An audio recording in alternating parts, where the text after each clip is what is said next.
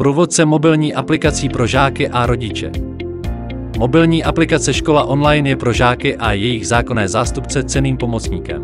Aby tomu tak bylo i ve vašem případě, ukažme si nyní její nejdůležitější funkce. Jak získat mobilní aplikaci Škola online? Úvodem si zopakujme, že aplikace je dostupná pro zařízení s operačními systémy Android a iOS, a to s českou lokalizací. Můžete si ji stáhnout v Google Play či App Store nebo pomocí tohoto QR kódu.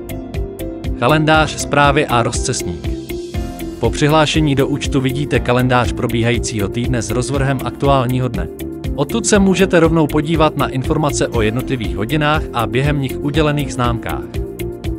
K dalším datům, například průběžným hodnocením včetně jejich podepsání, poznámkám nebo absencím, se dostanete pomocí menu na dolním konci kalendáře. Pomocí modulu zprávy můžete přímo v aplikaci komunikovat s učiteli. Pokud to škola dovolí, lze zprávu odeslat i jako mail, který přijde zvolenému příjemci do jeho schránky elektronické pošty.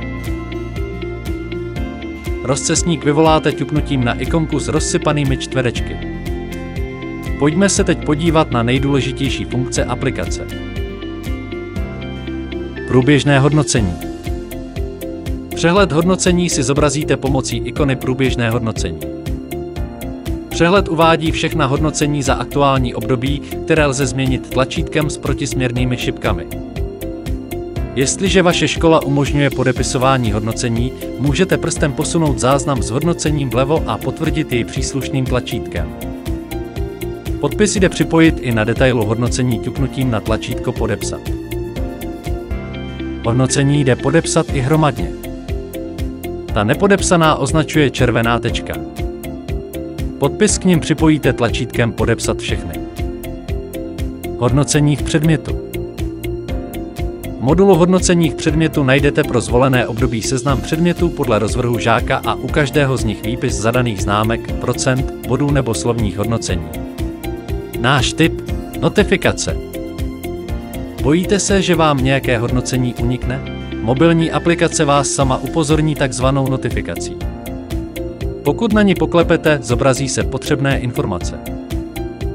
A jestliže jste zletilým žákem nebo rodičem, můžete hodnocení rovnou podepsat. Stejným způsobem fungují notifikace i v případě pochval, poznámek a nově doručených zpráv.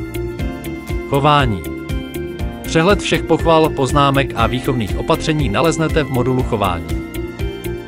Pokud chcete poznámku nebo pochvalu podepsat, posuňte ji prstem vlevo a podepište příslušným tlačítkem.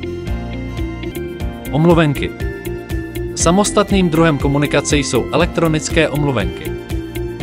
Ty už přijaté označuje zelené zaškrtnutí. Novou omluvenku lze zadat pro aktuální či následující den, specifický rozsah nastavíte pomocí volby jiné období. Před odesláním zvolte i důvod absence a v případě potřeby zadejte další informace. Absence. Modul absence vypisuje všechny dny, v nichž má žák evidovánu nepřítomnost ve výuce. Ťuknutím na příslušný den lze zobrazit detail absence a přímo odsud zaslat elektronickou omluvenku. K dispozici je i výpis absencí v jednotlivých předmětech. Úkoly. Aplikace poskytuje také seznam zadaných úkolů včetně filtrování na jednotlivé předměty. Snadno také zjistíte, které z úkolů jsou aktuálně zadané, které odevzdané, po termínu nebo zrušené. K dispozici je i detail zadání každého úkolu včetně příloh. Úlohy ale je možné zpracovat pouze v žákovském účtu webové školy online. Rodičovský účet zpracování a odevzdání nenabízí. Vysvědčení. V modulu vysvědčení najdete jak průměry známek, omluvené a neomluvené absence a celkový prospěch za obě pololetí, tak výsledky z předmětů včetně chování i texty případného slovního hodnocení. Podrobnější popis hlavních funkcí mobilní aplikace Škola online se dozvíte z dalších videí, která pro vás chystáme.